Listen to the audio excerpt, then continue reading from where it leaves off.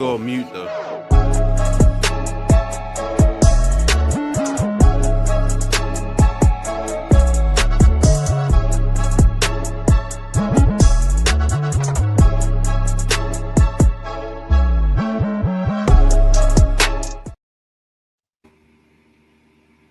Hi everyone, welcome back to the Social Media Derby. We've got a great episode this week. We're obviously going to go through the Premier League game week 10 games for United, Chelsea, Arsenal and Liverpool, and also the European fixtures in the Champions League.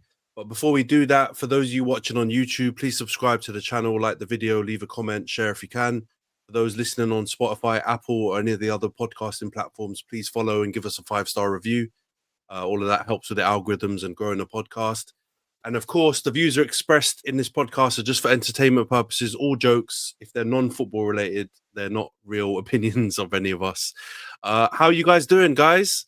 A lot of wins in the teams this week, a couple of draws. Liverpool back to winning ways. Khem's not here, so I think we've all caught life with that one. But how are you guys doing? I'm off the bandwagon again. I can't believe I got tricked into it. I gave him a chance, man. You lot just got manager of the month. I know, bro. Yeah, you banned that through fraud, man. We got an AC1, a C1.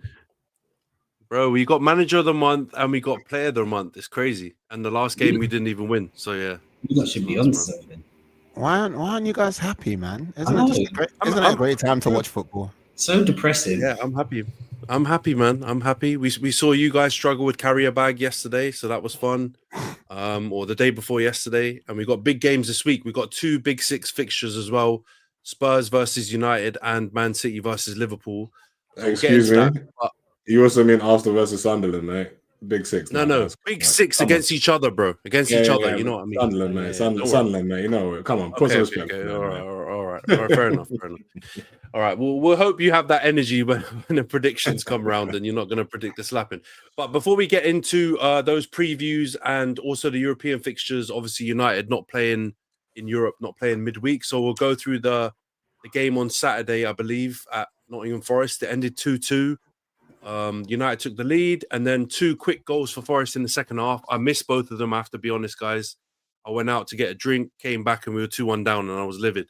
But we somehow managed to get 2-2. Ahmad with a bit of a screamer at the end. I'll go to you, Nash, first, since you've said that you're off the bandwagon. What did you make of the game, bro? And do you think it was 1 point dropped, or 1 point gain, or 2 points dropped? It was definitely 2 points dropped because this guy, his team selection just can't control midfield. And yes, Casemiro did what he does lately, but that midfield is just still suspect, man. It's so vulnerable and you can run through it. And, man, the team selection, I still can't get behind it. It's like every time I see that team selection, I have no confidence going into the game and I'm always rewarded for my cynicism. It's not a good day, man. I'll let him convince me just for a couple weeks and more fall for me. I don't know. I'm gonna ask you lot, obviously not being United fans, for your take on it, right? But obviously when I came back and then watched the 2 goals go in, they're really poor goals to give away, first of all. And it's a lot to do with the wing backs more than I think in other games. It's been like obviously midfield or goalkeeping errors and different bits like that. But for these 2 goals, obviously Ahmad had a pretty good game going forward, I think, but defensively obviously gets beaten for the Gibbs White header. And then the second goal, Diogo Dalot, man, I don't know what that guy's doing. He's been stinking up all season. He's playing against us. He's playing against us. Yeah, honestly, that guy is not a good player. So we've definitely got big problems in the wing back areas where we need to fix. But what do you guys think? What do you think about the midfield stuff? Because I actually think Casemiro was good in this game as well. I didn't think he was that bad, Nash. I thought he was all right. His partner in crime, let's not talk about him. Yeah. No, I think you guys. Well, I think I predicted a 2-2, so I wasn't surprised by the result. But yeah, I think to be fair on what Nash is saying about you guys midfield, I think that's always gonna be. I think that's always questionable. Your wing backs, I think that's kind of you just got to accept that until he actually signs, I guess, actual wing backs or people that can play. I feel like obviously Ahmad. I think he's definitely a makeshift right wing back. He's just someone that can do a job there, but I don't think that's not his position, obviously. and mistakes are going to come in no matter what. And then Dallo, yeah, I don't. To be fair, I can't say I watched him closely. I guess as close as you guys. So if he's been a bigger problem for you guys, then that's definitely, it wouldn't surprise me because I've never actually rated him. And then your midfield, yeah, that's been an issue from the beginning. I don't think that's going to change until he decides he wants to sign some players to replace him. I think that's, I don't know. I can't see him signing many people in January to kind of fix that issue. But yeah, and then Big Mano is not getting a chance as well. So I don't really understand what his issue is. So I think long may the suffering continue. But yeah, no, you picked up some good results. So it can't be all doom and gloom being a United fan right now. Yeah, I was waiting for you to drop your tagline of, you enjoy seeing the pain and blah, blah, blah, but you missed the chance now. We'll move on, bro. We'll move on. You can drop it later. Razor, what did you make of it, bro? Because, like, obviously some United fans like Nash are quite upset that we dropped points because obviously we did have a chance at the end. I think Ahmad had one cleared off the line. But I think it would have been a bit of a smash and grab if we got that, in my opinion. I feel like a draw was probably just about fair. What did you make of the game, bro? Do you think we got away with one, or do you think it was deserved? Yeah, it definitely would have been a smash and grab. I think there was a good opportunity. There were a couple good chances for Bruno as well. Like he hit the post and then whoever was following up wasn't able to stab it in. It's not that you guys weren't like in the game, but I think like the question that you put on the episode outline, which I loved, by the way, was it 2 points dropped or 1 point gained? And it was absolutely 2 points dropped. Like, you need to stop falling into this idea of like, oh yeah, but like, we've been bad, this, that, and the other. Like, it's Forest. Forest have had a woeful start to the season. They're trying to sort out what's going on. They've got allegedly redacted going on in the boardroom. And you, man, are supposed to be on an upswing. Do you know what I mean? Like, you've been getting results. This is you got results at places where you weren't supposed to get results. This is a place where you should have got a result. Their main man, Morgan Gibbs-White, he got his first goal of the season in that game. Do you know what I'm saying? So it's not like they've been on one. It's not like they turned up and played you guys off the park. You guys, I feel like, didn't really show up in a way that you could have. And the defensive issues and liabilities at United, I know, like we're saying, like, wing backs this and bruv, like certain things are basic things in it. Should Morgan Gibbs-White be winning a header like that in the box for that goal? I don't know. Do you know what I'm saying? So I feel like United definitely, they missed a trick. Poor brother, my man, his hair's going to be mad long for time. He's not getting a trim. It's peak. It's bare peak. But as Ayo said, long may it continue. We love to see it. Poor old Frank, man. That guy, United Strand. Yeah, it's a long day for him, man. He's gonna have to start putting some relaxer in there or something to try and chill it out because he's not getting a haircut for a minute. But yeah, I agree with you though, Razor. I think it is 2 points dropped though, because in the first half I felt comfy. Forest didn't really look like they were doing anything. We didn't look like we were doing that much either, but we felt quite comfortable in the game. And yeah, when I came back and after the 2 goals were scored, it felt like that unreliable United again. The only thing that was a bit different, I think, was obviously being able to score the equalizer and then kind of building a bit of momentum. But it means nothing really. Forest have been stinking up for ages, and it was a good opportunity to get a win in properly before Sean Dyche actually has a chance to like get them ticking. But yeah, man, I agree. Rhys, what do you think, bro? Because I think we're in a similar place in the table. Both teams are quite inconsistent. Did you watch that game and think any different about United, or do you still think we're going to be up and down? God, it's a dark day when you put us in the same basket as Man United, man. Come on. No, I'm joking. Carry it, man. Really, I think over the months you have to be pleased with. It's been like a slow progress to improvement. I think. Yeah, it was 2 points drop, but you can't expect to go to Forest and take all 3 points. They did have chances. You also had chances to take the game at the end, towards the end particularly. But I think, yeah, in terms of the team, I just think it's just going to be a slow process for Amorim to sort of weed everyone out. And like you talk about the wing backs, I think it's just going to take a few transfer windows for him to get the team exactly how he wants it. I mean, clearly, Kobe Mainu doesn't fit in his plans. The Labour didn't happen to Nash's discredit. So I just think you should be pleased that you're sort of getting up the table. I mean, on Talksport, they were saying about you lot being title contenders, which I think is way off. Like, that's mad. That's crazy. That's mad. But I think it's a definite improvement based on where you've come from last year. And I just think it's just going to be a slow process. You're going to have these days. You're going to have like this thing where you're going to have a good run of form, and then you're just going to drop points here and there. I just think it should be expected from where you've come from, and just Ruben Amorim trying to kind of it's not just about style of play, but it's getting the players that are willing to play for him as well. Like, yeah. So I just think, I think I would take a lot of positives being a Man United fan right now, but there is definite room for improvement.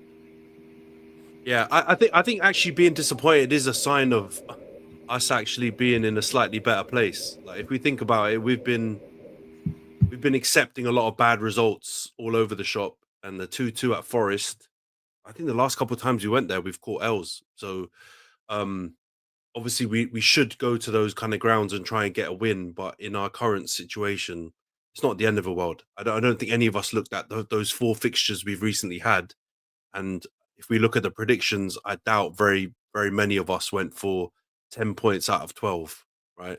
Most of us didn't. So we got to look at things in a more positive lens. Nash, take hints, bro. Don't be so downbeaten about it all.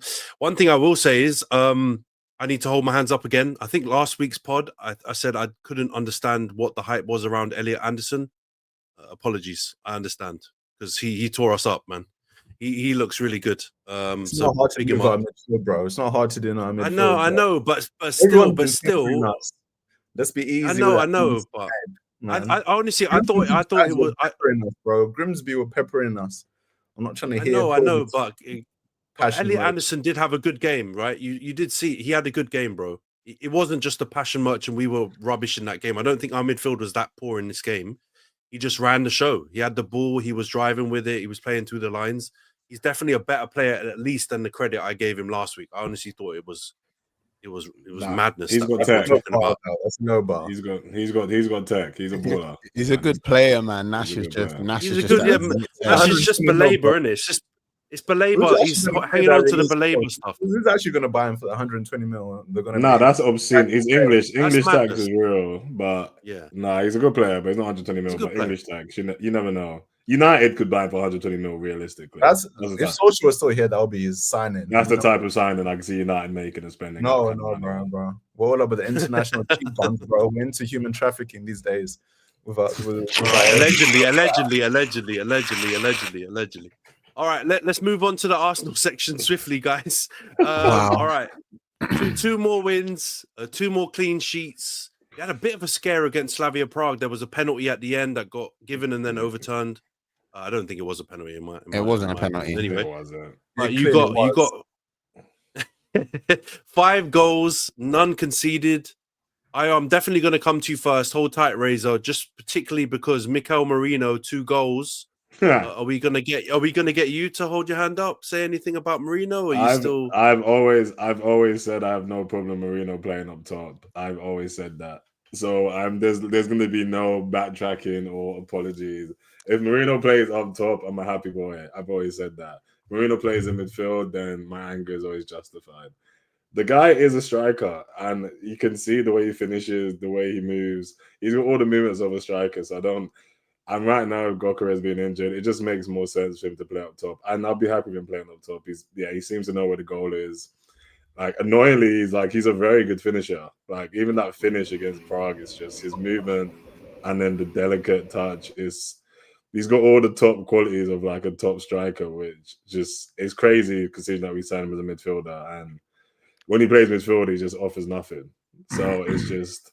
Yeah, so no, we're good, man. It's weird to feel like this. I guess it's a good feeling, but can't get too excited. Obviously, I've lived too long as an Arsenal fan to get too excited too soon. But no, I can't complain. Yeah, obviously another clean sheet as well. we don't look like we're going to concede. But you never. And even if we do concede, it'll be one goal. I think if that anytime soon. But no, we're good, man. It's a good time to be us. And yeah, Marino up top is long may it continue if Gyökeres is out. You don't seem very effusive in your praise. Is your Arteta I was gonna say, what is that feeling? What do you mean? You're looking at the floor, grudgingly praising the team, bro. There's praise. I told you I'm not gonna be clapping like what do you call it, pom poms. I've told you I'm always gonna be very level headed regardless of the until there's a trophy. I'm a very level headed man, mate. I'm excited. I'm good. I'm happy. The boys were good, and it's good, man. I can't complain. We're still winning, obviously, and yeah, against open play goals as well, which makes a change. So, and also it was right there. Pardon? You sniped him. I didn't, but also it was Slavia Prague as well. It's like we just got to keep it tempered. We're just doing what needs to be done. So, yeah, I think Sunderland this weekend will be a good game, and yeah, that'll be a big game to see how we play. But yeah, I'm happy. I can't complain, and that's good for me. Me not complaining is a very good sign. I was going to say, trust me. We're making baby steps here. We're making baby steps. Reza, what's your take on it, bro? Do you agree that Marino up front is the way forward, or do you still think he's got room in midfield? And what should the changes be now that I think Gyökeres has been confirmed to be out for a few weeks, right? He's not going to be back until potentially just after the international break. So do you think Marino up top is the way? I literally just sent Lana my little notes that I wrote, yeah, and word for word, read the second bullet point. You read it. Marino in midfield. I could be Lana. I'm not keen on it. Marino up top. Bagsman. Bad boy. Say less. I promise you. Because I didn't know Lana was going to be on the show today, innit? He didn't click in the group chat. So I was prepared to shout him out, innit, and say, listen, I'm becoming a little bit more like Lana when I see him in midfield. I'm like, is it necessary? Do we need that? Exactly. Him up top, I'll go to war for it. Like, I'm with it. Like, do you know what I mean? Like, Havertz and Gyökeres might need to both, and Jesus as well. Bring him. They all might need to find their way back into the starting 11 as far as that like top position is. I do think though, like Gyökeres offers something different in terms of like playmaking, and like Lana was saying, I think against a team like Slavia Prague, like no disrespect to them, I think that's where like a Marino can thrive. I think what we've been seeing from Gyökeres in certain games this season where he's able to like take the defense further up, take on two defenders, keep them occupied. Marino doesn't really have that. He's a little bit more of he's got a midfielder's kind of approach to the box in it. Like it's like arriving late, being where the cutback is he's not really going up there and doing the wrestling for like 45, 65 minutes a game. But yeah, proper pleased with Marino. Yeah, as long as he's not starting in midfield ahead of like Eze or Ethan. Happy days, mate. But yeah, what a time to be alive, man. It's wonderful. Even Lana's happy. You know what I saw though? I did see some Ethan critique from a lot of people for his game on against Prague, which I was surprised about. A lot of people are saying they didn't enjoy. They can see why he doesn't play. It doesn't start. He's like he doesn't have that same type of tactical, I guess, awareness that you need from our midfielders, which I thought was a bit harsh. Yeah, I think there's something about this jersey. There's something about this badge that just makes people be disingenuous about players. and I think we're seeing. No, I'm being so serious. I said it in a silly way, but I'm being so serious. I think like Ethan, yeah, you've seen him get into the first team when there wasn't a lot of options for him other than for him to be in the first team because we were in the middle of an injury crisis. Do you know what I'm saying? He broke his way in. He weren't playing in the position that he wanted to play in, but he was given a lot of freedom. Now he's at the club, he's playing in like a second team, like sort of substitute backup role. He understands what his role is, but when he's coming on, he's not coming on to be like, oh, you know, like you're going to play like 75 minutes replacing Saka, like try and like do this and follow this system. He's coming on and he's trying to show what kind of player he is. And I personally, I don't have a problem with it. I think contextually it makes sense. Like if we wanted someone to play like Norgard's on the bench, like we'd put Norgard on. Do you know what I'm saying? And it's not this. The criticism, I saw a bit of it. It's not dissimilar to the discourse around Declan, I feel, because people have reached the point of just talking nonsense about Declan Rice. Do you know what I mean? I don't remember his name. There was a TalkSport guy. He said something like Declan wouldn't stand out in a side that wasn't as good. Like we bought him from Real Madrid. Do you know what I mean? It's just I don't know what to say sometimes. You know what I mean? I think Ethan's playing well. I think when he's gotten on the pitch, he's looked dangerous. I think he's got a similar profile to Eze, but he's just like a little bit more, I would say, raw, which produces moments of magic. Do you know what I'm saying? Definitely. I think people want to nitpick stuff about Arsenal because at the moment it's gone from like, oh, well, you know, you need to win games, and when we're winning games, it's like, oh, well, it's boring. And it's like, actually, we're dominating possession and pinning teams back. Oh, well, you're only scoring from corners while we're scoring from open play. Oh, well, you know, there's always going to be an oh, well. And the last oh, well will be like, oh, well, but have you won a trophy yet? So, like, let them talk. I love it. It's musical. It sounds like a symphony. Nash's disapproving face is warming my soul. Let them talk. KDB. But the Ethan stuff is jokes though, because I do think I just feel like it's because you guys got a lot of youngsters that have pretty much stepped into the team. When you look at like Lewis Skelly and even Dowman, for the little flashes you've seen of him, that just feel maybe to some people like they're a bit more polished already. But that's fine, man. Ethan's got the talent, you can tell. And like you said, Razor, he's a bit rawer maybe than those other guys, but I feel like he's got more X factor because of that. He's able to do like screamers from 30 yards. He's able to like beat a man and do something else. But sometimes it doesn't come off, man, because he's still young. He's bare young. He's going to make the wrong decision. He might just not have the physical strength to pull certain things off. And he'll get there, man. I personally, out of the three of those players, just stylistically like prefer a like Ethan type player. But I understand why he might be getting less game time than the other two, or at least definitely Lewis Skelly, because you can see just by some of the things Lewis Skelly does, that it just feels like he's got a bit more nous. He like makes the right decision more often.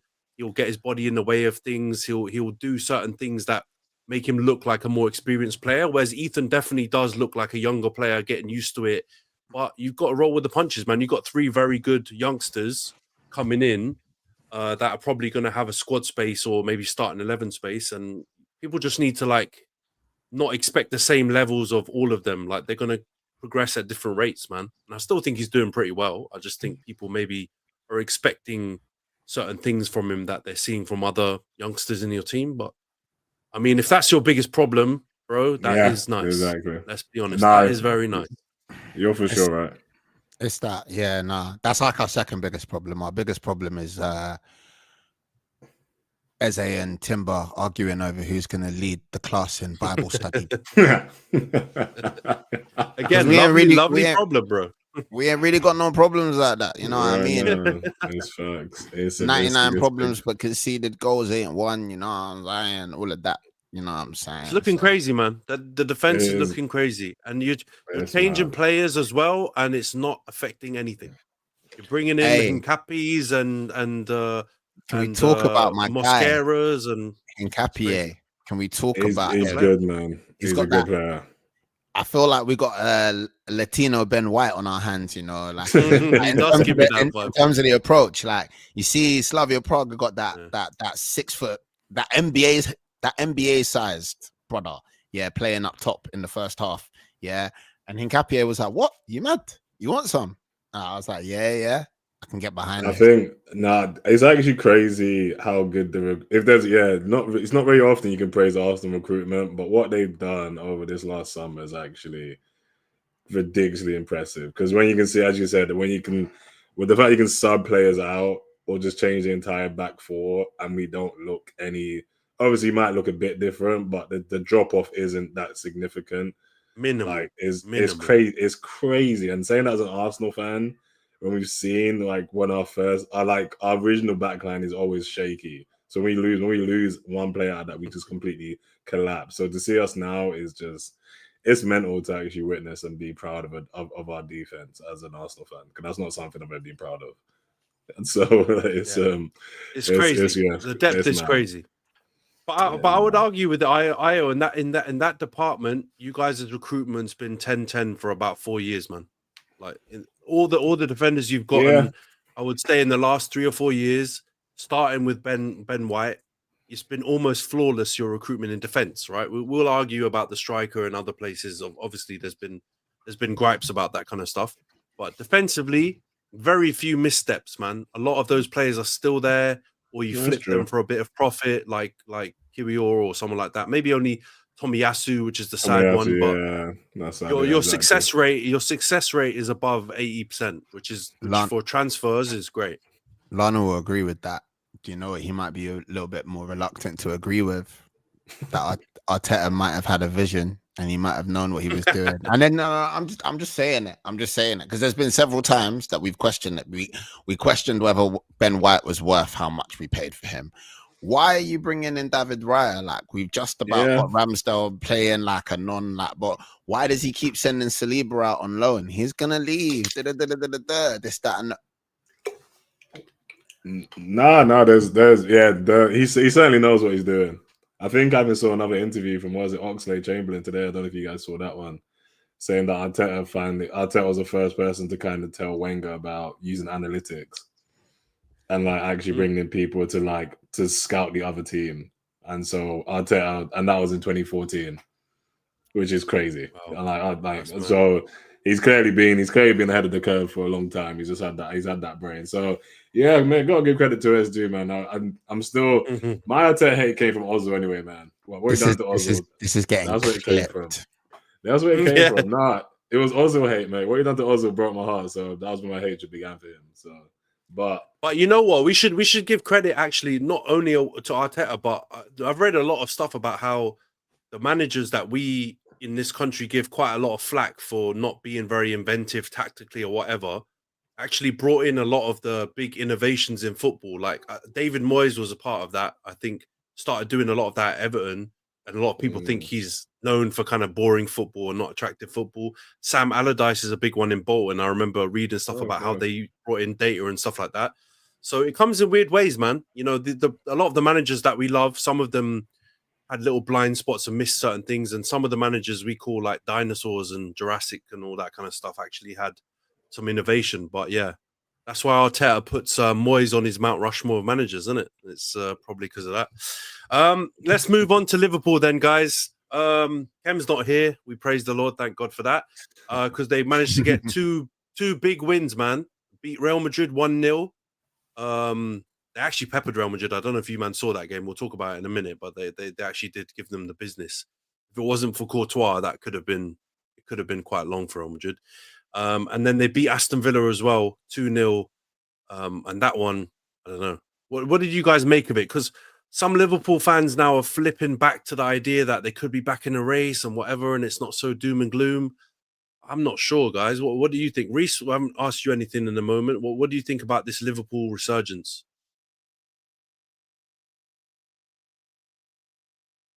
I know.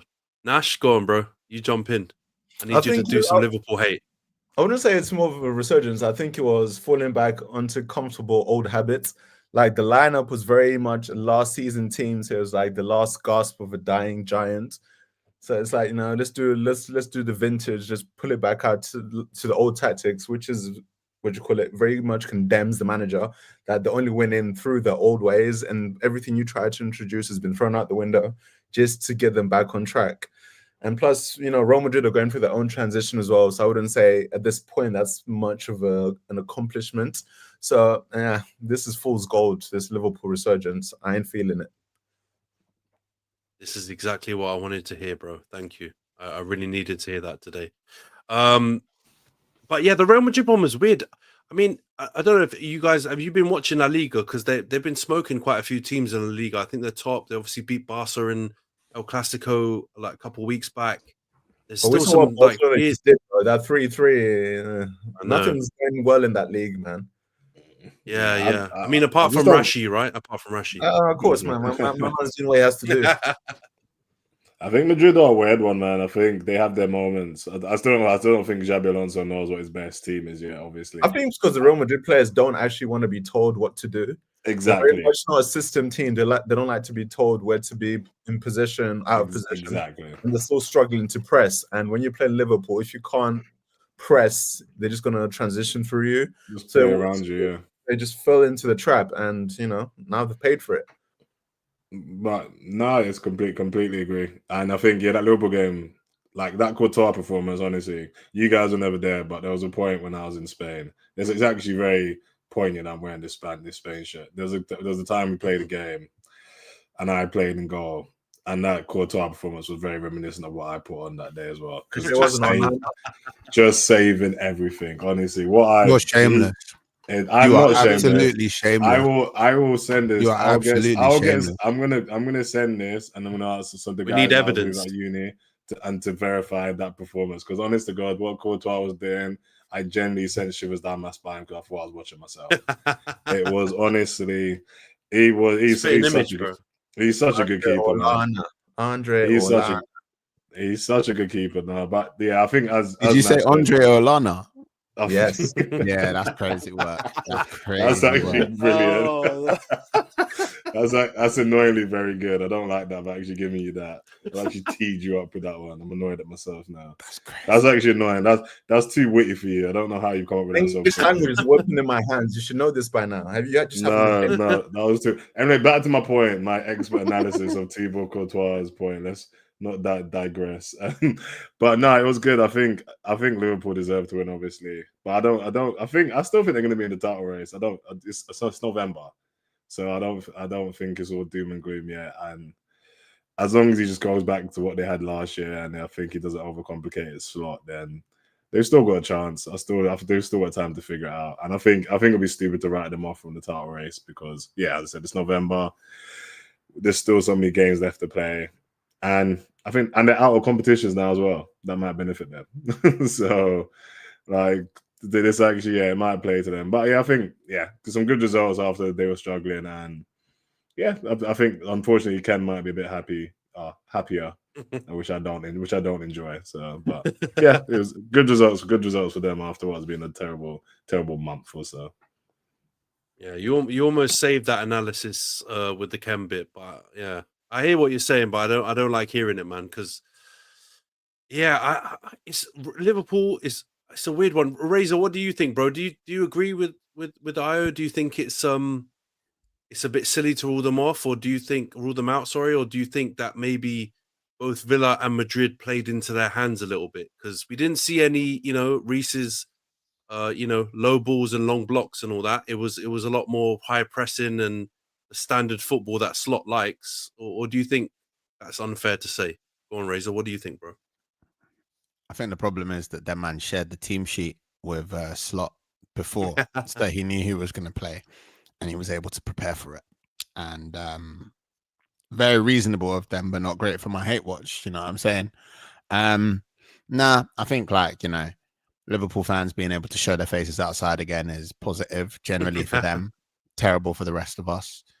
I do feel like it's a bit like getting carried away to be like, oh yeah, like Liverpool are back. Like I agree with Io. It'd be really, it's so early.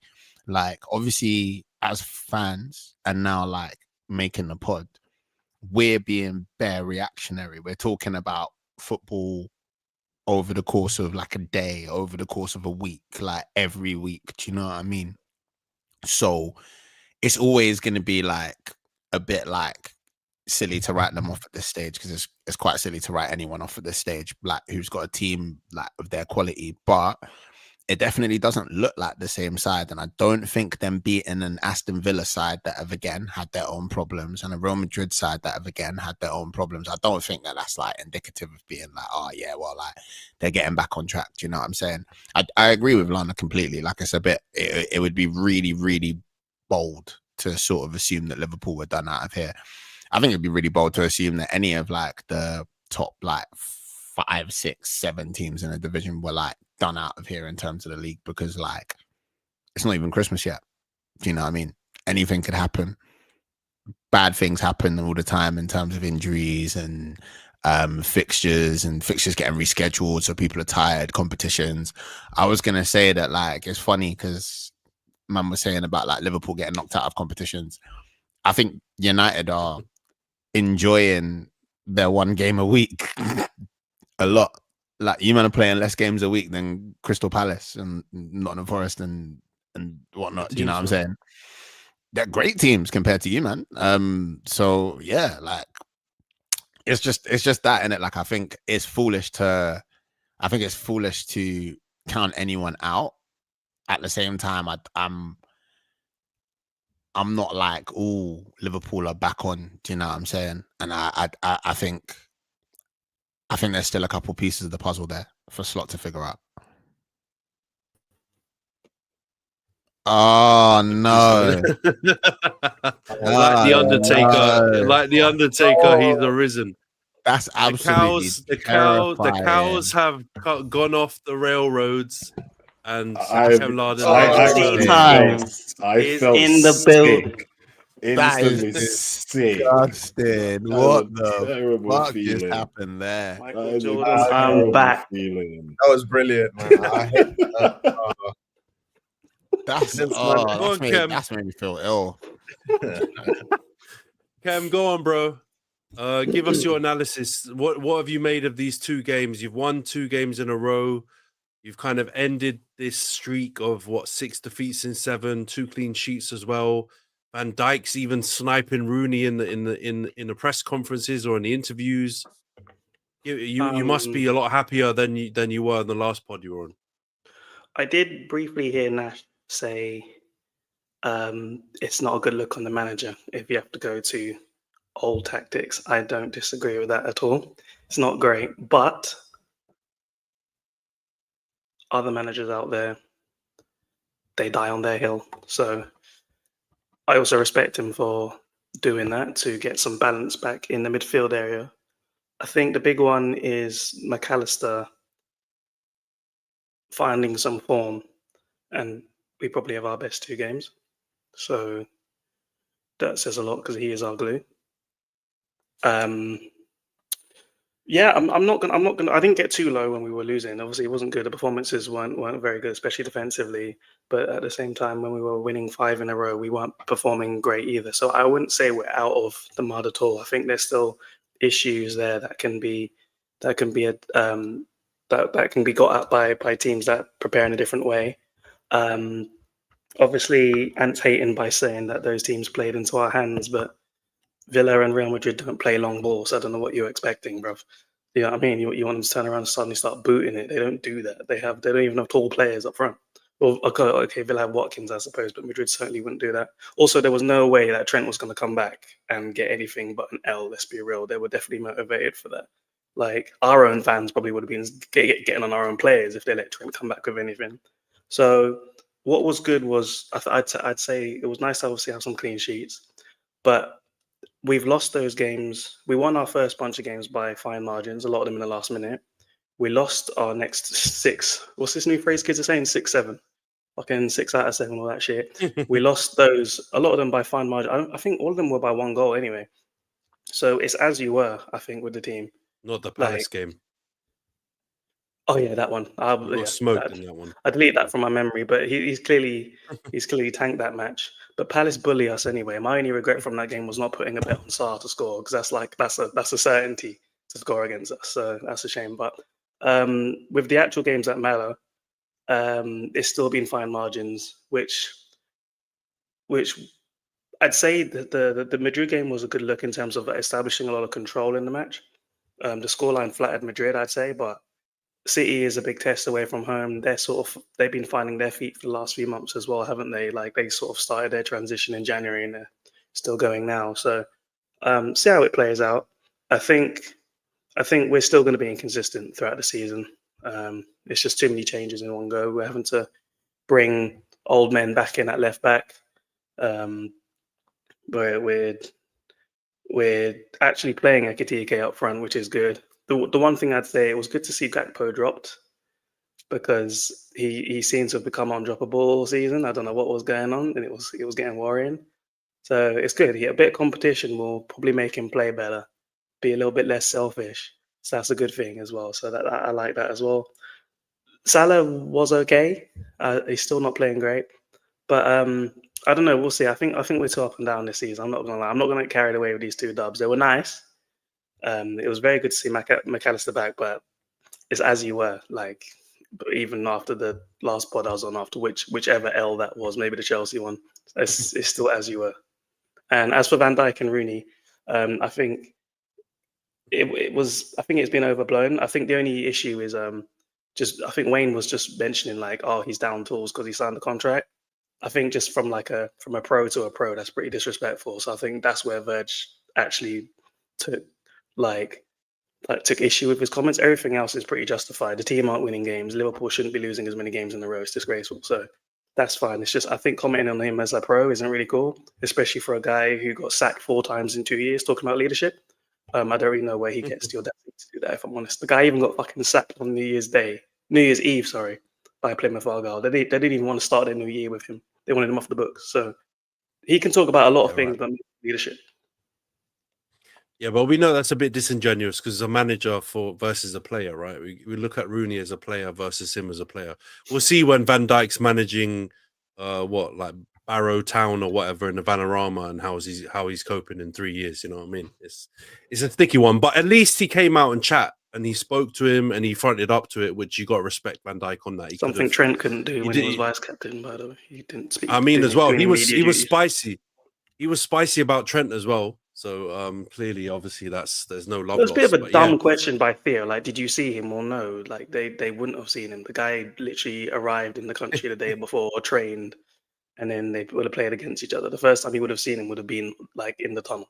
So yeah, I know, but there's been loads of clips after with all the other, like a bunch of other Liverpool players, like meeting Trent, saying hello, giving him a hug or whatever, and chatting to him. So I think that's what he was alluding to. But I think Trent and VVD have been they were butting heads a bit when they were playing in the last season and a half anyway. So I guess he doesn't feel. You don't know why, because one got the move the other wanted. Possible. I thought VVD was twerking for PSG though, wasn't he? I thought he was twerking for Khaldoon, or not Khaldoon. That's not their owner, but the PSG owner in the tunnel. Yeah, so I think Real Madrid saw every other big team's targets, man. It was a 4D chess. Yeah. Look, but I do agree with most of what you're saying, though, Khem. I think you've got to wait and see. I think now it's a bit easier because obviously Isak's out, so you have to play Ekatike out front when he comes back. Then you've got that whole decision, which might make things difficult. Yeah. Wirtz you can bring in now because Gakpo hasn't been playing too well. But who knows what happens when Wirtz, throws in more stinkers? What you're going to do? Bring Gakpo back, and then it's a bit of a weird one. Same with the Kirkes and Robinson. I think it's just going to be tricky. If you beat City away, which we'll get to in the predictions in a minute, then I think this kind of question will be a bit more of a valid one. Right now, I think Kirkes, it's a good chance for him to just sit back and learn for a bit, like a bit of pressure off him. I suppose it's not a bad situation for him because he's just been a bozo. So take him out of the limelight, and he can rid himself of that bozo gene. Yeah, I hear you, man. All right, so we'll wrap up the Liverpool bit there. You made it in time, mate. Well done. Good job. Let's go on to the Chelsea segment. Rhys has gone AWOL, so we'll chat about it and see if he comes back at some point. I don't know if he's ducking it on purpose because it was 50-50. Unless you want to jump in, Razor, you want to say anything about Liverpool? You want to kick him while they're down? No. I was just saying Rhys hashtag noticing. You know what I mean? Man's internet cut out at the selective perfect time. Do you know what I'm saying? It's selective timing, definitely. But who knows, man? That connection was moving a bit mad, so he may have just actually been struck down with bad connection. But Chelsea, exactly, yeah. Chelsea have had a crazy week, man. Because I don't know what you guys think. That Spurs game, I thought they absolutely battered them. They absolutely hammered Spurs. 1-0 was like very, very kind to Tottenham. If Chelsea's forward players were a bit more clinical, didn't Gittins miss like a nearly open goal, skied one really badly? They missed a lot of chances to actually absolutely hammer them, but they got the win in the end. And then that Karabag game, boy, I don't know if you lot saw it. It was the early kickoff on Wednesday. Carrier bag stuck it on them. I think they had higher XG. They had more chances. They pretty much gave them a really rough time. If it wasn't for Rhys's back, if it wasn't for Garnacho pulling in that last minute, not last minute, that equalizer in the second half, then I think it would have been a really rough result. So the form's all over the place. Rhys, you've come back at just the right time. What did you make of the games, bro? First a Tottenham win, and then the Qarabag draw. I think overall, if I was to sum it up, it's kind of a reflection of the team and where it's at. Like, it just lacks so much consistency. I think we do tend to be up for the bigger games. I think this season we might we're doing well to compete with the bigger teams this season. But I feel like when it comes to these little dibby teams, we're just not finding a way to get through. I mean, Qarabag, I think you have to look at the context of it as well. Obviously, it was a long flight. You know, the players were tired. But yeah, I'm not. I think I'm just calling out for a bit more consistency with the team in general. We're winning games here and there, but then we're dropping points again, like dropping points to Sunderland after going on a pretty Tottenham, and then just sort of letting ourselves down against Qarabag. But I think for me, it's more of a defensive issue than anything. I just feel like we just lack so much organisation defensively. That I think is our problem. So I think that these type of results are going to come. You're going to like drop points here and there, but I'm kind of like used to sort of how it's kind of going right now. We won't find that consistency until we get those type of players that know about competing week in, week out for different trophies. Yeah, I hear you, man. I think there's problems on both ends, right? It feels like your defense is too shaky, but that's because partly you're playing different centre backs and different full backs and different people in different positions because of the injuries. But then going forward, man, I know you scored 2 goals against Qarabag, but like you guys are very wasteful going forward. And I know that as a United fan, having had Garnacho before and Højlund and had some of these forwards who are not as proven and as clinical as some of the other big teams have. And you're going to create a lot of chances, but it's just whether or not you can finish them. And I think definitely with that Spurs game, like I said a bit ago, that wasn't a 1-0 game. You guys hammered them. Like if you had your finishing boots on, that was 3-0, that was 4-0. You're tucking them away nicely, but I just think at the moment you guys are not sturdy at the back and you're not clinical going forward. And so that kind of brings the level between you and the other team closer almost every time you play. So you can sneak wins here and there, but you could draw, you could lose like you did against Sunderland. It's kind of a bit of a mixed bag, which is not ideal for a fan, I guess. Yeah, you don't really know what you're going to get. I mean, up front, you look at João Pedro and he's not really a striker out and out number 9 as well. So it just kind of makes it difficult when he's kind of dropping deep with everyone else. And I think we do miss kind of Liam Delap or even Nicholas Jackson. So we are cool. But yeah, shout out to Mark Guiu as well. Conference League GOAT. But yeah, a lot of work needs doing. And I can't, as much as I do get frustrated with Maresca sometimes, I can't really put all the blame on him because I don't think we're supporting him like we're supposed to as a board. Like if he had better players, we could kind of look at him in a different light. But I feel like he is working with players that are young and going to be inconsistent. So I think he gets a bit of a blight. Yeah, it's tricky. I think it's just tricky to evaluate the manager when you have that situation, isn't it? I mean, it's only easy if they do really well, or it's only easy if they like stink up the joint, and then you know clearly they're not the right man. But when he's kind of getting this mixed bag of results, it's hard to pinpoint who's really causing the inconsistency, whether it's the players, the manager, the squad building. It's a bit all over the shop. But I think finally, anyway, from my end, lads, I'm going to ask the rest of you non-Chelsea fans to chip in. I won't be applying the pressure on the Chelsea should be title challengers stuff, because I think it's quite clear they're an inconsistent team, right? Like they're top four in my eyes. I don't know what you think. Io, what do you think about Chelsea? Do you think they should be aiming higher, or do you think top four is where they should be? First, can I just address the fact that Rhys said that they took a long flight? That is the most ridiculous thing I've ever heard. That is just as unacceptable to hear those words uttered by a top team. A long flight to Carabag and to put in that performance. Have some shame. Have some shame. Honestly. I think top four is definitely more predictable. I think that should be where they're aiming for.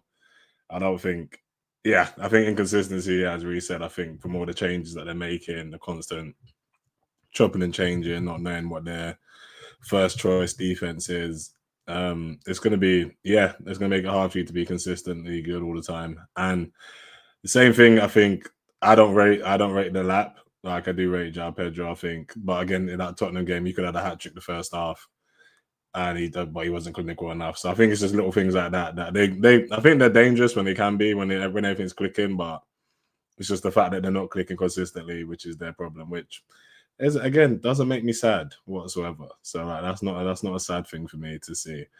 But yeah, I think top four is more likely. I think title challenges still is. I don't know whoever said that. I think it's crazy.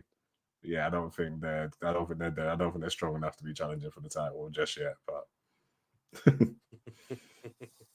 yeah, Rhys is saying not me. I can see. But I think at the beginning of the season, I don't think it was that outlandish to say that Chelsea would be in and around the mix. I think that is the way crazy.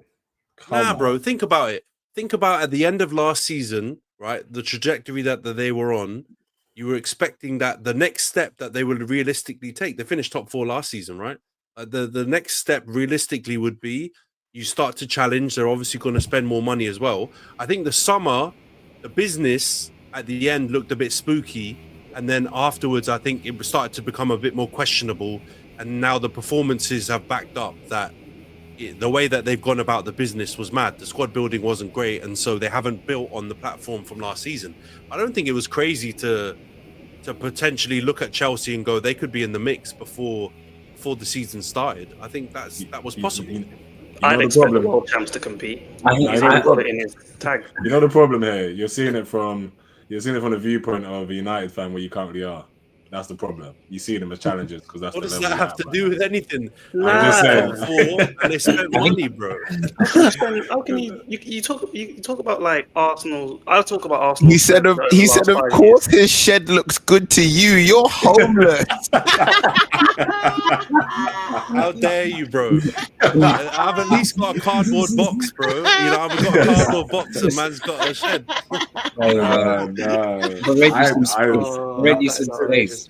Realistically, I did not get into this season thinking Chelsea are going to be competing for the title.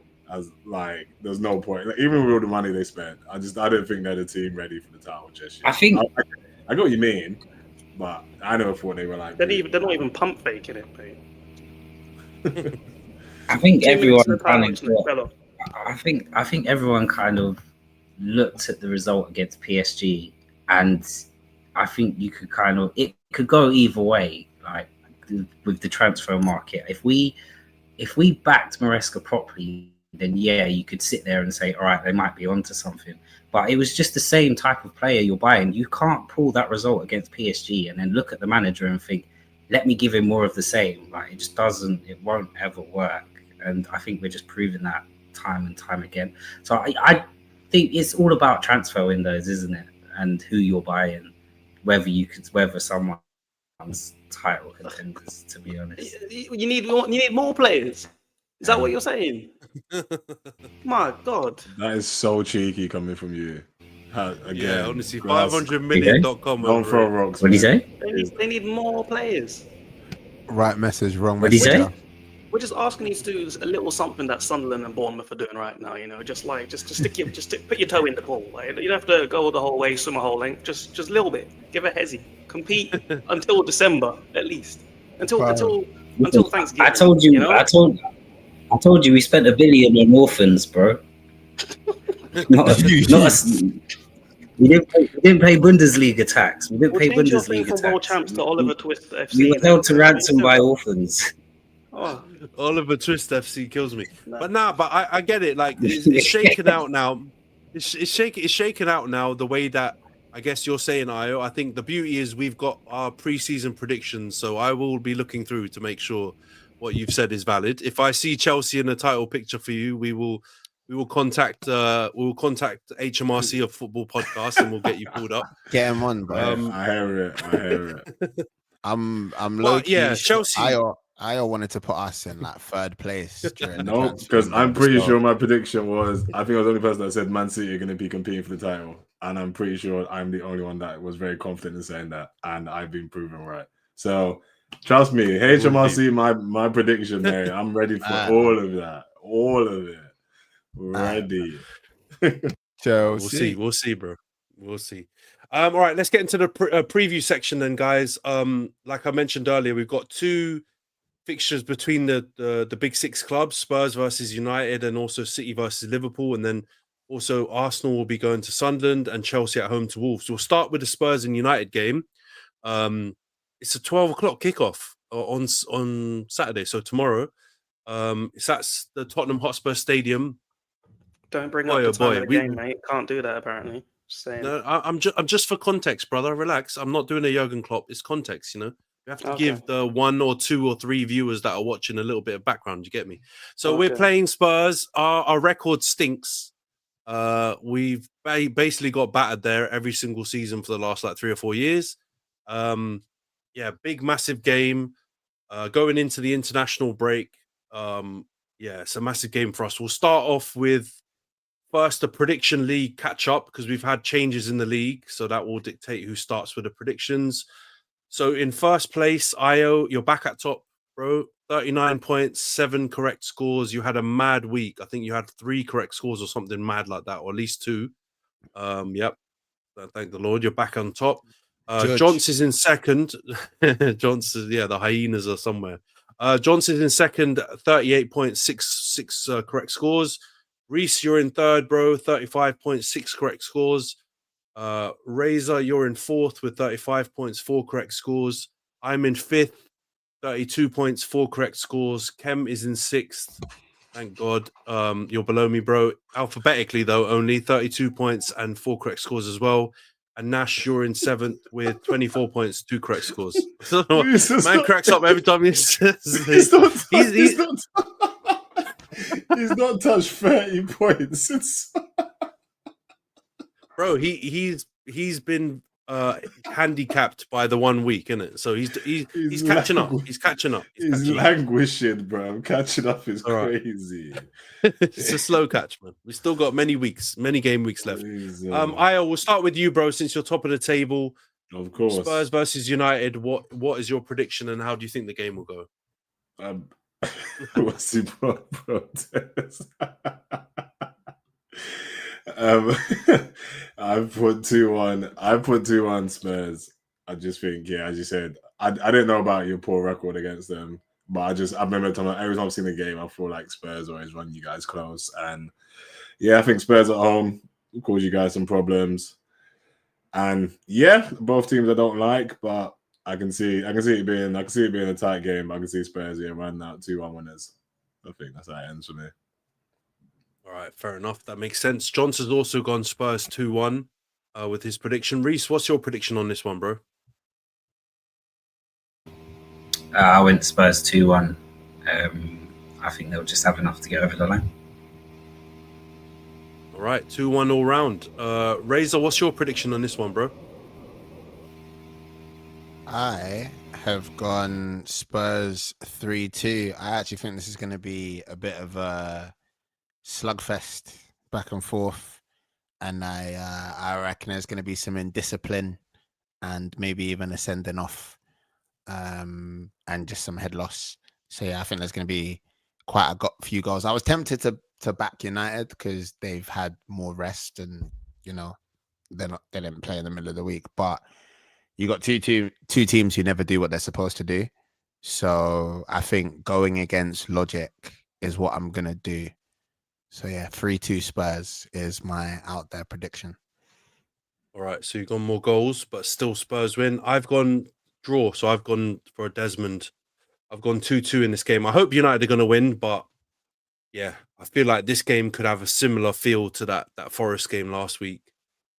Even though Spurs are not, they haven't been that good in the league at home. I think, didn't they get a last minute equaliser against Wolves? They got 2 L's, I think, home obviously to Chelsea in the last game, and they lost at home to Villa as well. So at home they're a bit shaky, but I don't quite back us to get over the line. I think it will depend a lot though on our front line, because that is one thing we didn't chat about in the Forest recap. Our front line was not good. Like, they've been good so far this season, especially in Buemo. Obviously Cunha's been in and out of games, and Sesko as well, but all three were pretty bad in that game, so they're going to need to be firing for us to have any chance of winning. But I think 2-2 is probably about right. Nash, Khem, what's your prediction, bro?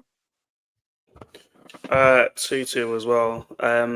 Solely because I actually predicted you guys to win last week late, and you let me down, so I don't trust you guys no more. So yeah, I'm going with 2-2. You'll get some goals, but neither of you can defend. The cheek of you. Just also for the listeners and viewers, Khem did not send his through as you were told on last week's episode. He did, though, manage to get his predictions in before the first game was kicked off. So he was able to get at least the result 1 point per game. But yeah, no slander on anyone's predictions. I didn't even get the last minute tag, man. I didn't even get that tic tac. Selfish. No, all right, I'm pretty sure there was a tic tac meme dropped in the group, but you just failed to drop it. All right, shut up and make a protest. Exactly, bro. Exactly, this guy. I've actually picked up. Nash, what's your prediction in this one, bro? Against my better judgment, I've gone United winning 2-1, but it's going to be dark things are going to happen to us in that game to just show us how far behind we are and how much further we have to go, bro. Tottenham are going to do something terrible to us, and somehow we'll eke out a win. So it's going to be a disgusting win, but I see us doing it. 2-1 to the United. Oh, bro. I love your predictions, man, because if I took out your result and just listened to the words that you said, I would never attach 2-1 United win to what you just said, bro. That was crazy. We've been winning games, we've been getting peppered, man. It's a disgusting season. I know, but Spurs, man, I think the results that we've all predicted are all doable, because both teams are very, very unpredictable. Spurs are at home, so I understand why more people have gone for it. But I think a 1-goal margin, a draw is all totally possible. And obviously that means, Spurs are probably going to smash us 4-0 now. But let's see how it goes. We'll do Sunderland, Arsenal next. We'll start with you, Io. You guys are on a run. How many clean sheets is it? I don't know if you're close to any records around that, but I know you're not conceding goals. What's your prediction for this one, bro? I've gone 2-0 to the Arsenal. I think it'll be tighter than. Actually, I was very tempted to go 2-1. Because I do think this might be the game we concede. For some reason, I think Sunderland just got a lot of confidence at home. And they've looked pretty dangerous going forward. So, but I just think we are just really solid. It doesn't matter if we're away or at home right now. So, yeah, I've gone 2-0 to the Arsenal. I think we're on 9 games. I think clean sheets. I think in a row, if not maybe 10. But I'm pretty sure we're nearly double digits, 8 or 9. I think, fingers crossed. But I'm sure Razor will clarify for me eventually. But yeah, 2-0 to the Arsenal. Yeah, I think that makes sense. All right, Johnson's gone 1-0 to the Arsenal, so similar vibe from him. Rhys, what's your prediction in this Sunderland Arsenal game? I went 2-0 Arsenal. I think, Arsenal will end. I think Arsenal will be solid at the back. I did as a disclaimer, I did send these to Ant like an hour ago. I didn't, but I reckon 2-0 Arsenal solid at the back. Yeah, another clean sheet. And you said about records, but there's only one record that matters right now, and that's Chelsea's record of 15 goals conceded. And I don't want to hear about no clean sheets until that record gets eclipsed. Yeah, so, all right, yeah, you're winning set pieces, bloody, blah, blah, blah, blah, blah. It doesn't chat to me at the end of the season, did it? What a hater. What a hater. That is terrible. Rhys, I swear that Rhys's Arsenal villain arc is something for us to keep an eye on. There are a couple interesting little drive-by videos and photos he was dropping in the group chat. It's Johns that are doing this to me, man. You're turning me into a villain. Don't blame me. Blame you, man. blame You John. Arsenal, man. Nah, don't. What did blame I me. do? What do you say fuck me for?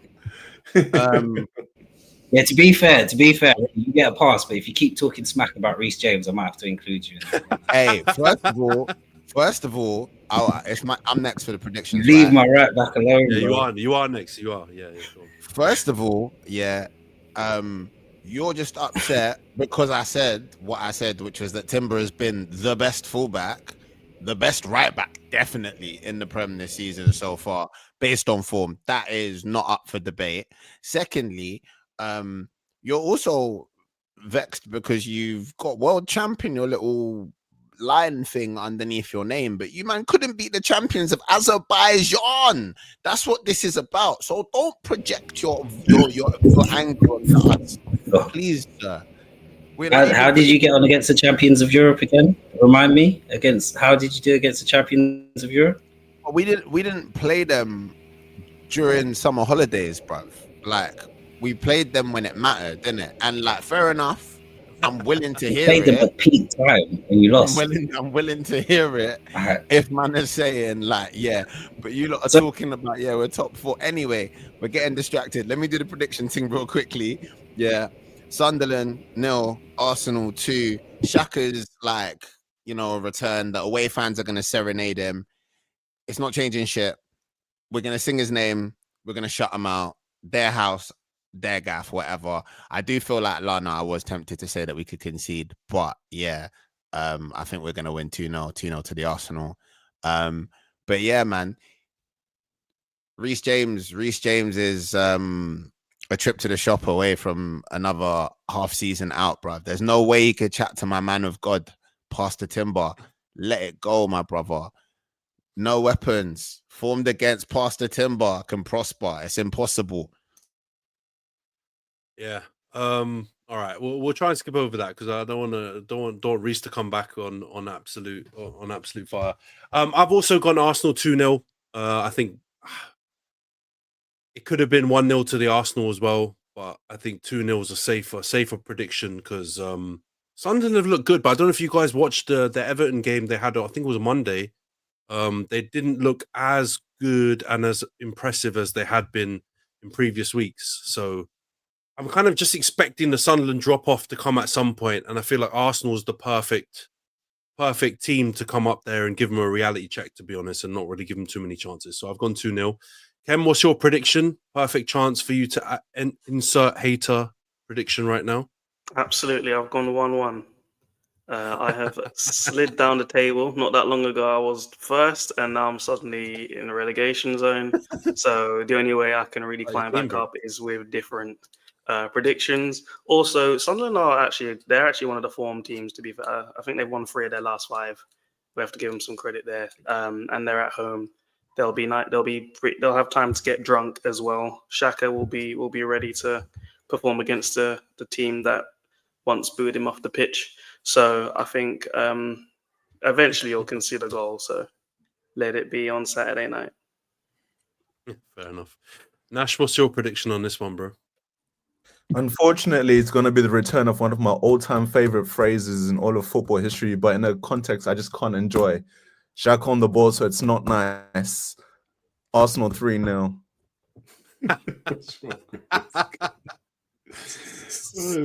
Okay, bro. That one matched the scoreline a bit more. We're getting there, bro. I'm liking it. All right. All right. So we've gone full house apart from Khem. Arsenal win on that one, so not a shock. Let's get to Chelsea Wolves then. Io, what's your prediction on this one, bro? Yeah, I'm going 3-0 Chelsea. Yeah, Chelsea at home. Wolves are shocking. I don't think they've got a manager yet as well. No, I'm not still not managers. that I've seen. So yeah, I think Wolves are pretty much. I think they're pretty much doomed. And yeah, Chelsea need to have a big result after the poor game in midweek. So yeah, 3-0 Chelsea. Even though I don't want that to happen, but yeah, should be comfortable. Should be comfortable for them, I think. All right, you've gone 3-0. Johns has gone 2-0. Chelsea against Wolves. Rhys, what's your prediction in this one, bro? I went 4-1 because Wolves are terrible and we need a bit of a confidence boost. But we'll always concede a goal. So, yeah, slap 4-1, isn't it? Hopefully. Yeah, all right, 4-1. You guys have gone big scoring, yeah. Razor, what's your prediction on this one? Continuing the trend of big scoring, and despite our differences, I'm agreeing with Rizzle. But I think it's going to be 3-1 to Chelsea. Chelsea haven't been convincing like recently, but you actually just don't need to be convincing to beat Wolves this season. It's free lunch. They're easy grub. But yeah, I agree with Rhys. I can't see Chelsea keeping a clean sheet for 90 minutes against Wolves or not, at the Bridge or not. I feel we're going to have a bozo moment. Will it be one of the centre backs? Will it be the keeper? Who knows? But there will be one. That's what I think. Yeah. I was tempted by this, guys, but you know what? Wolves away, I know they've been diabolical generally, but Wolves away have got a couple of handy results. They obviously went to Spurs, got the draw there. Probably should have won, really. Spurs got quite lucky with that last-minute goal.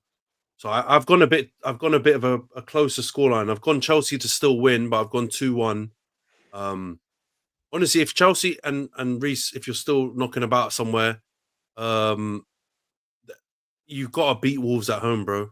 Like all of you guys have said already, they've been terrible this season, and they've got no manager right now, so they're not even going to have like a new manager bounce or something that they'll be able to benefit from.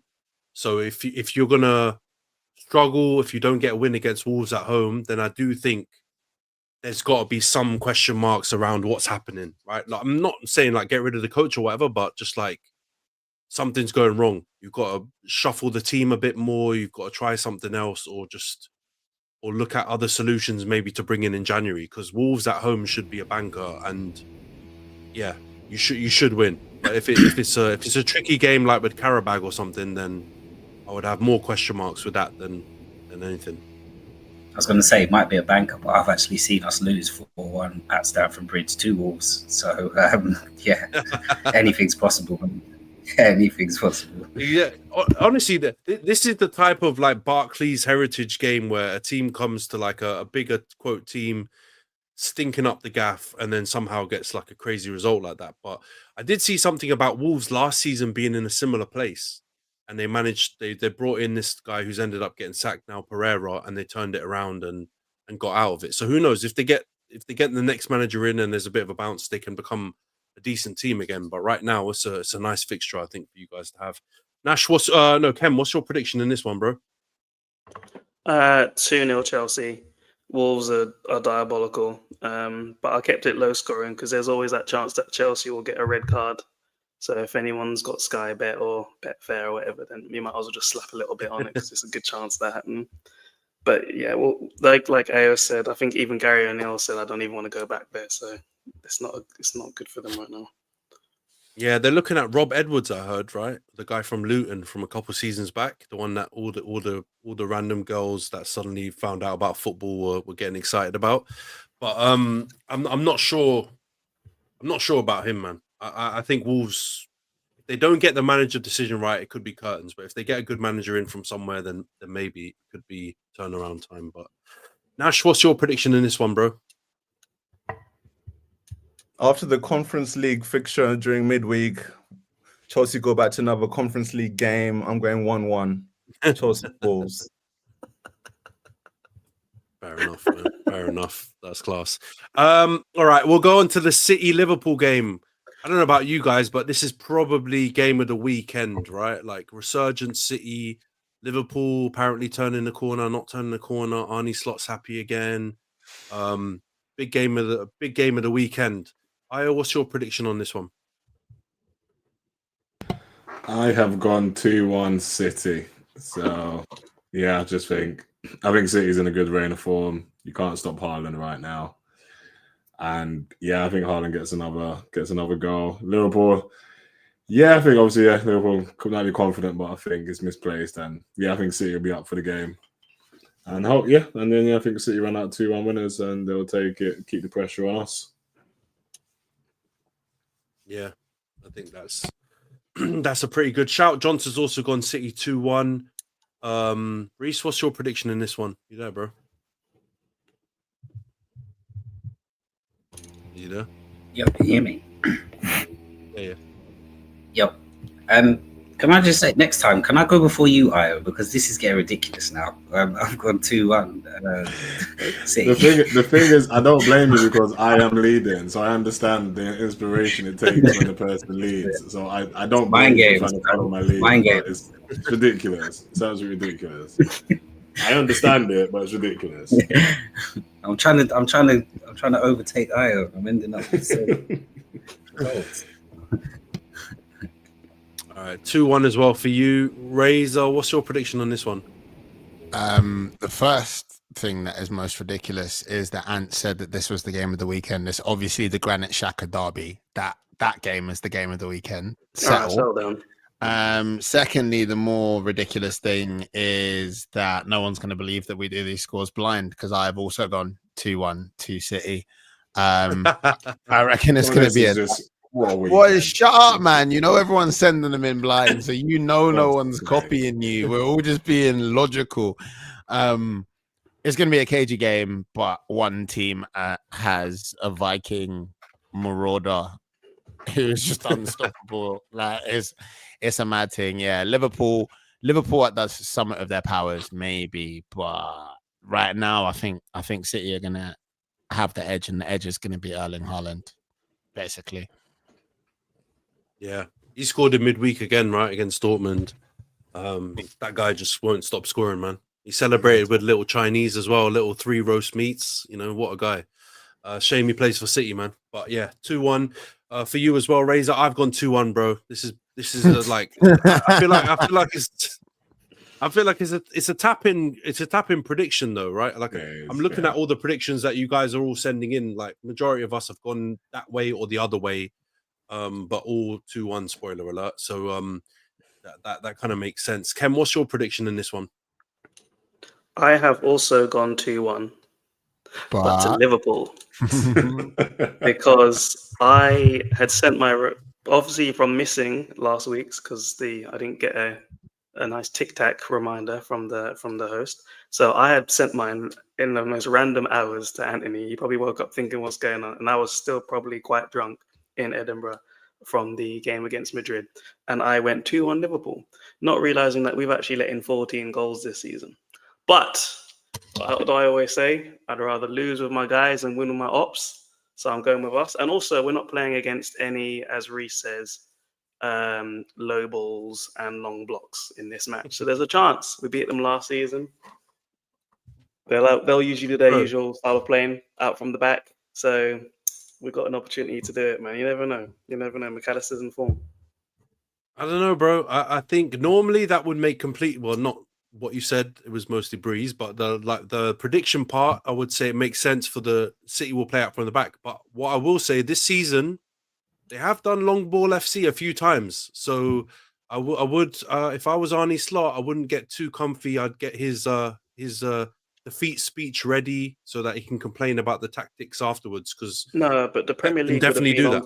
The Premier League would have been onto them for this game of the week. All the eyes are on it. We none of that long ball, long throw shit. You know, like we want to make the Premier League look good. The viewers are probably going down a little bit with how the standard has been this season. So there's going to be bare viewers when we watch all over the shop, son. When we watch Van Dijk twerk again. When we watch Van Dijk twerking again, I think Haaland's going to get him. Haaland actually struggles against Verge, to be honest. So we'll see. We shall see. We will see. We will see. All right, Nash, what's your prediction in this one, bro? He's going 4-0 somebody, watch. Somehow. No. Imagine if he gets it right there. That's the worst thing. I've actually gone for Liverpool to carry on their form 2-1 against City because Arne Slot is going to continue to show he's a useless manager by going back to Klopp's tactics from last year. He's not going to be in for a good day, but he'll get the result. What is the logic? there? No, that's hilarious, bro. That's hilarious. We'll take it. That's class. That's class. All right, so pretty much all of us have gone. Well, literally all of us have gone 2-1. But 5 of us have gone 2-1 City, and Khem and Nash have gone with 2-1 Liverpool. All right, so all the predictions are in. We'll see. The two guys at the bottom. Man, we're fighting for our lives out here, mate. It makes sense. They're playing for a differential. They're like, right, everyone else is going to go as City. So if we can win big, high risk, high reward. It's got to be done, man. Honestly. I've tried that tactic, guys, and it literally just put me near the bottom of the table. So I've stopped doing that now. No. I was doing it for everyone. So settle down, bro. And I should have done it with Man United against you lot when we battered you. But all right, we'll wrap up the pod here. I'm just going to call out some of the chats as well, because we've had quite a lot of comments come in. We've got Coach Jordake 2344. Shout out for you. You've been dropping loads of comments, so big up. Also, obviously, Johns is in the chat. He slept through, so well done, mate. Sick note, you should have been here. And then Sahin Unau 9675, Galatasaray supporter. Bit lost, but you know, we might chat about awesome, man. Shout out awesome, man. To the world. He got a hat trick in the week. So yeah, big up them. But we'll wrap up the pod here, guys. Thanks everyone for tuning in, and we'll see you guys next week. Take care.